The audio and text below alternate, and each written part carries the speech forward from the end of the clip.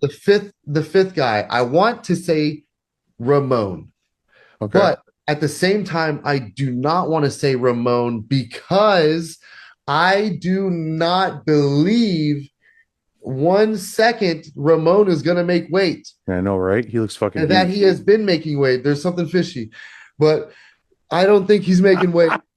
And I'm going to watch What the his. fuck does that mean? You I'm think just this? saying, I don't want to see him get taller randomly because He's we gonna had. just grow. He's gonna grow the day of the show. Okay, now I know that I'm not the only one thinking about it. Like asking the questions, like just asking myself, how these guys make weight, right? We don't know if game is being played on the scale, but we don't know. But if you're backstage with this guy, you see how big they are. You'll be wondering like, how do they make weight, right? What kind of diet they do? What kind of meal do they eat? What kind of training do they do, right? It just make you question a lot of stuff. So with that being said, folks, that brings me to Derek. I love Derek, like as an athlete, as a bodybuilder. But Derek is less than 5 weeks out from Olympia, right? But Derek look like he's in off season. He's round, he's swole, but Derek is not conditioned.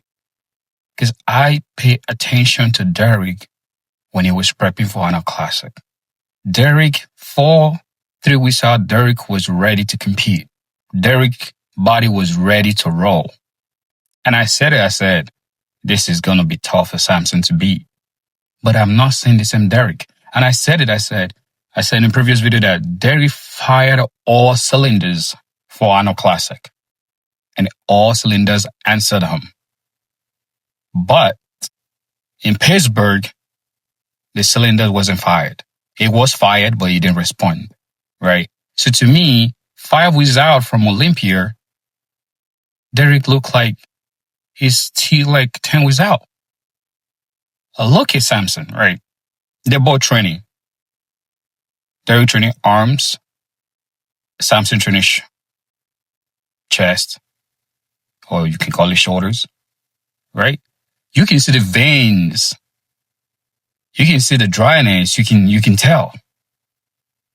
Like, okay, this man is going to be in shape. Derek is not known to be. I know that, Derek is not the type of a dude that will have striations in his chest. No. Derek is known dry from the back, but he don't have the same look from the front. So I don't think that Derek will be able to replicate Arnold Classic physique to beat Samson again. I don't think so. What is this in Nick's back? But that is not what I want to talk about, right? If you know what it is, let me know in the comment section below. But Nick is ready. Despite what is in his back, all that, you can still see that it's conditioned. You can see like his back is dry, right? Aside the fact that we know he's pumping, when you pump him, your muscle, when you're training, you tend to have that thick, round look, right? But even at that, we all know that Nick is a guy that always bring it, right? Nick is Mr. Consistency. When it comes to condition, Nick barely meets. So the thing in this Olympia is going to be who bring the combination of everything. That is who they're going to award Mr. Olympia, right? So with that being said, folks, please don't forget to subscribe, comment, share, and please turn on your notification button so that whenever I post, you get to see the video and we get to talk about the sport that we love and hate at the same time, because bodybuilder fans have this love and hate relationship with bodybuilding. The reason being that when their athletes win, the very one they support, they're all happy. Why the ones that support those that lose, is bitter and fighting each other on social media, cussing each other out. It's like coast to coast, country to country, continent versus continent. But at the end of the day, we all love bodybuilding. We all love the sport. At the same time, I think the fans sometimes can be completely out of their minds. But that is a sport, and that is the thing that really make bodybuilding exciting. So when we're talking about guys, we're talking about bringing condition, that brings me back to Derek. Like, you see, we know Hadi is always conditioned. They always have the striations in his chest, in his arm. He's always conditioned. He's Mr. Consistency. He's the man that never miss. Hadi miss is some people best. So for me, I don't know if Hadi will be able to win the title back, because I think Hadi is playing the size game to catch up with this guy in terms of size. But I think that is not going to help his case to win this year. The reason being that he's beginning to lose his midsection. He's beginning to lose what make Hadi dangerous, because it's all about condition. And we all know that Hadi have a big discrepancy from his right leg to his left leg, right? And that always comes from training, and training hard, training heavy, and compensating most with your dominant leg. It could be your right, it could be your left. So when you have a leg that have a discrepancy like that, what you want to do is you want to make sure that you single train your legs. What I mean by that is you train your right leg completely from your left leg. You try as much as possible to start with the leg that is weak, meaning the leg that is smaller, pull more volume of that, drop the weights, right? That is how this guy was able to get his legs back. He lost his leg in 2019. I think he would have won if this man had his leg. That's when Brandon won. I love Brandon, but I think if William didn't have the hernia surgery that's, stop him from really training his leg, that he lose the size in his leg, he would have won 2019 Mr. Olympia. So with that being said, I'm surprised how this man was able to regain his legs, because they said that, when you're in your 40s, because I think he's about 42, 43, you lose your legs and it's hard for you to get it back. But he did it. He got his leg back, and he's still whooping young guys, and he's still placing top 5, top 6 in Olympia. This is a runner-up in Mr. Olympia. So this man have won multiple shows and he's well known. So for me, if a 40-something years old man can get it done, grow his leg, you can grow your legs. Hadi is like 30-something years old. So he just need to change his pattern of training and put more volume, reduce the volume, and concentrate more on the, contractions and all of that, not just about banging the weight, heavy weight. As you get to a point, your heavyweight is not really going to help you grow.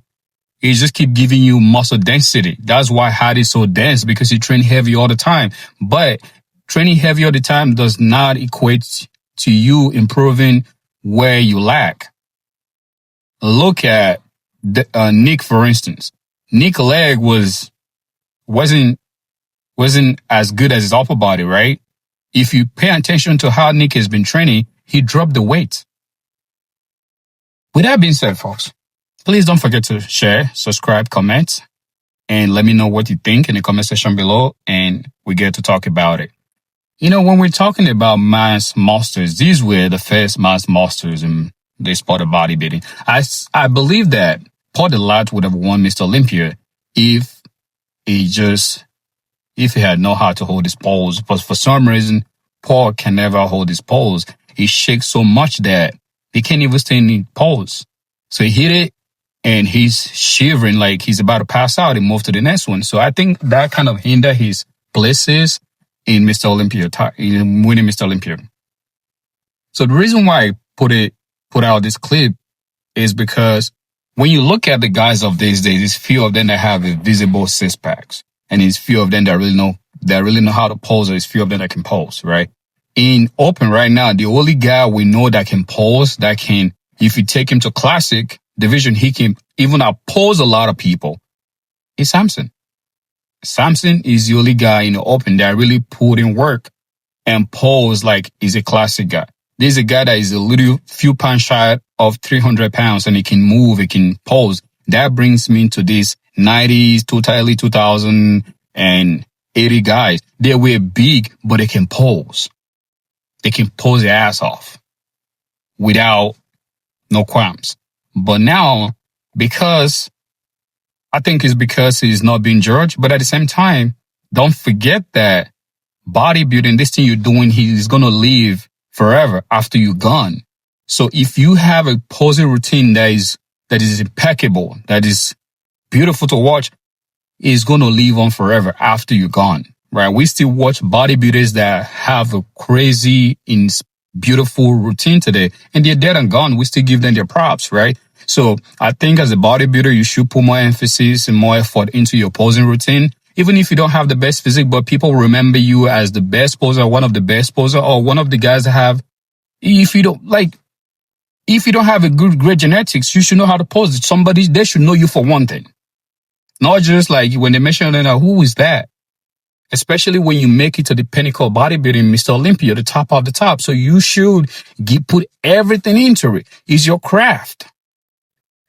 These guys, bodybuilding pay their bills, right? So don't get me wrong. I'm not judging anybody. I'm not talking, no, I don't like to say trash about anybody, right? But what I'm saying is I just think we can do it a little more better. Don't forget, I'm a classic physique guy, right? I'm a pro myself. So I am also criticizing myself because you know why? Because I noticed that I wasn't posing right. So now every day I'm practicing posing every day or every time I work out. Is either before my workout or after my workout. I like to pose after my workout because your muscle is hard and it's hard to pose. Like the truth is once posing become your second nature, it's very easy for you to pose without you thinking, without you feeling like, oh, you're about to pass out.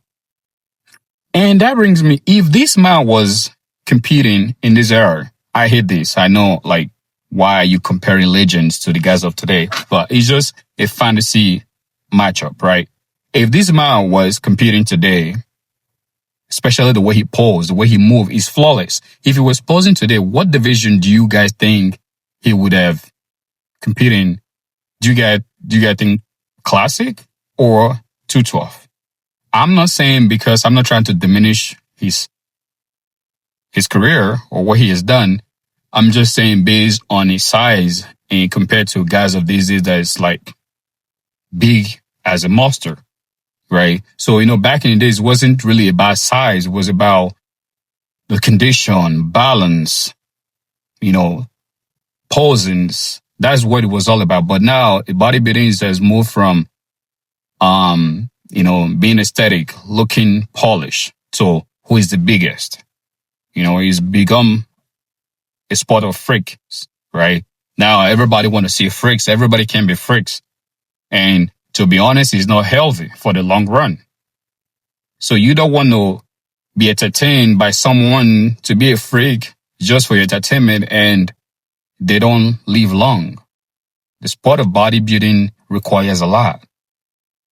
So I understand you guys are like, oh, is this sport to choose? Yes, but that doesn't mean they should quit themselves to entertain us or to entertain you, right? So I'm also criticizing myself as well. Like we need to do better in terms of how we pose, how we carry the sports, because it's what we love to do. Because at the end of the day, every single person love to work out, right? So if you decide to do in a professional level, you should be able to distinguish yourself from the crowd. You should be able to distinguish yourself from just ordinary guy that lifts, go to the gym and pose. There should be a difference. So with that being said, folks, I don't want to hold you guys. Please subscribe, share, comment, let me know what you guys think in the comment section below.